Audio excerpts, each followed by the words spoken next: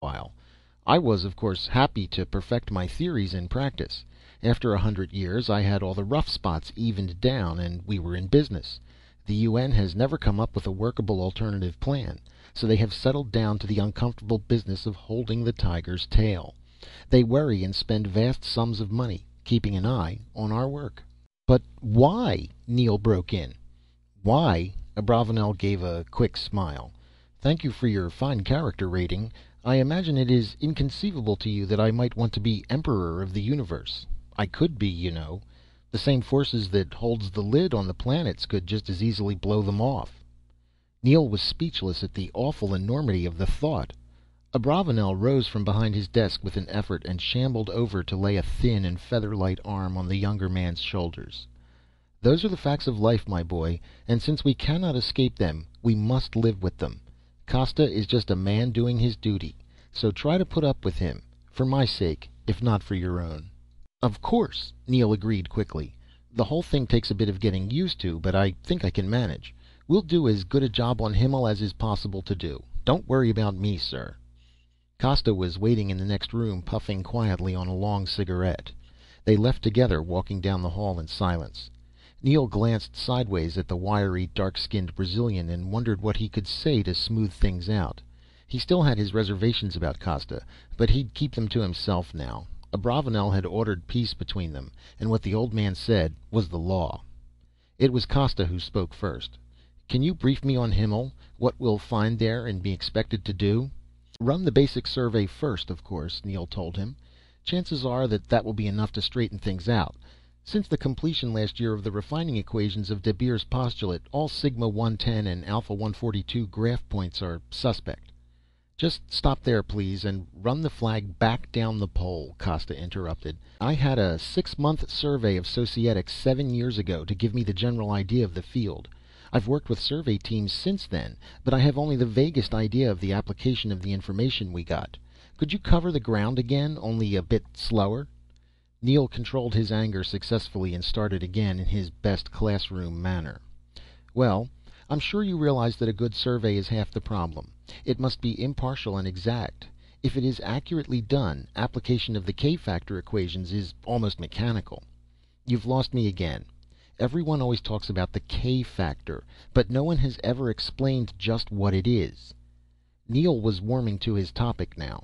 It's a term borrowed from nucleonics and best understood in that context. Look, you know how an atomic pile works? Essentially just like an atomic bomb. The difference is just a matter of degree and control. In both of them you have neutrons tearing around, some of them hitting nuclei and starting new neutrons going. These in turn hit and start others. This goes on faster and faster, and bam! A few milliseconds later you have an atomic bomb. This is what happens if you don't attempt to control the reaction.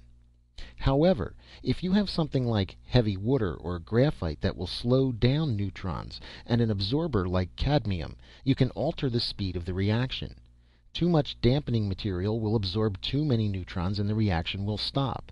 Not enough, and the reaction will build up to an explosion. Neither of these extremes is wanted in an atomic pile. What is needed is a happy balance, where you are soaking up just as many neutrons as are being generated all the time. This will give you a constant temperature inside the reactor. The net neutron reproduction constant is then 1. This balance of neutron generation and absorption is the K factor of the reactor, ideally 1.00000000. That's the ideal, though impossible to attain in a dynamic system like a reactor.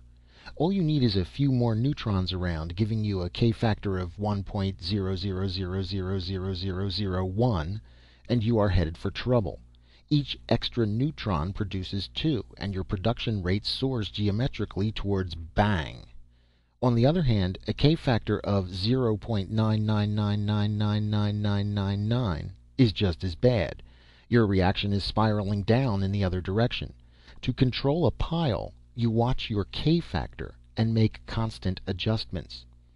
All this I follow, Costa said, but where's the connection with Societics? We'll get to that just as soon as you realize and admit that a minute difference of degree can produce a marked difference of kind. You might say that a single impossibly tiny neutron is the difference between an atom bomb and a slowly cooling pile of inert uranium isotopes. Does that make sense? I'm staggering, but still with you. Good. Then try to go along with the analogy that a human society is like an atomic pile. At one extreme, you will have a dying, decadent culture, the remains of a highly mechanized society, living off its capital, using up resources it can't replace because of the lost technology. When the last machine breaks and the final food synthesizer collapses, the people will die. This is the cooled down atomic pile. At the other extreme is complete and violent anarchy, every man thinking only of himself, killing and destroying anything that gets in his way, the atomic explosion. Midway between the two is a vital, active, producing society. This is a generalization, and you must look at it that way. In reality, society is infinitely complex, and the ramifications and possibilities are endless. It can do a lot more things than fizzle or go boom. Pressure of population, war, or persecution patterns can cause waves of immigration. Plant and animal species can be wiped out by momentary needs or fashions. Remember the fate of the passenger pigeon and the American bison? All the pressures, cross relationships, hungers, needs, hatreds, desires of people are reflected in their interrelationships. One man standing by himself tells us nothing, but as soon as he says something, passes on information in an altered form, or merely expresses an attitude, he becomes a reference point. He can be marked, measured, and entered on a graph. His actions can be grouped with others, and the action of the group measured. Man and his society then becomes a systems problem that can be fed into a computer. We've cut the Gordian knot of the three L's and are on our way towards a solution.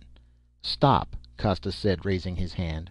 I was with you as far as the three L's. What are they, a private code?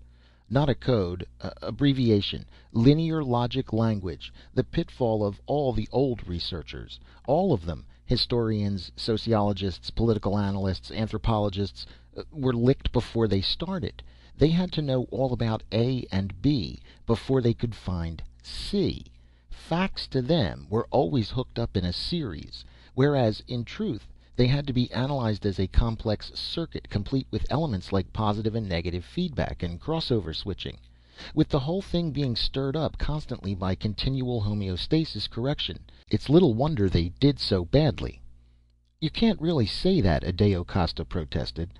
I'll admit that Societics has carried the art tremendously far ahead, but there were many basics that had already been discovered. If you are postulating a linear progression from the old social sciences, forget it, Neil said. There is the same relationship here that alchemy holds to physics. The old boys with their frog guts and awful offal knew a bit about things like distilling and smelting, but there was no real order to their knowledge, and it was all an unconsidered byproduct of their single goal, the whole nonsense of transmutation. They passed the lounge, and Adeo waved Neil in after him. Dropping into a chair, he rummaged through his pockets for a cigarette, organizing his thoughts. I'm still with you, he said, but how do we work this back to the K factor? Simple, Neil told him. Once you've gotten rid of the three L's and their false conclusions. Remember, politics in the old days was all, we are angels and they are devils. This was literally believed in. In the history of mankind, there has yet to be a war that wasn't backed by the official clergy on each side, and each declared that God was on their side, which leaves you-know-who as prime supporter of the enemy. This theory is no more valid than the one that a single man can lead a country into war, followed by the inference that a well-timed assassination can save the peace. That doesn't sound too unreasonable, Costa said. Of course not. All of the old ideas sound good. They have a simple-minded simplicity that anyone can understand. That doesn't make them true. Kill a war-minded dictator and nothing changes. The violence-oriented society, the factors that produced it, the military party that represents it, none of these are changed. The K factor remains the same. There's that word again. Do I get a definition yet? Neil smiled. Of course. The K factor is one of the many factors that interrelate a society. Abstractly, it is no more important than the other odd 1,000 we work with, but in practice, it is the only one we try to alter. The K factor is the war factor, Adeo Costa said. All the humor was gone now. "That's a good enough name for it," Neel said, grinding out his half-smoked cigarette. "If a society has a positive k-factor, even a slight one that stays positive, then you're going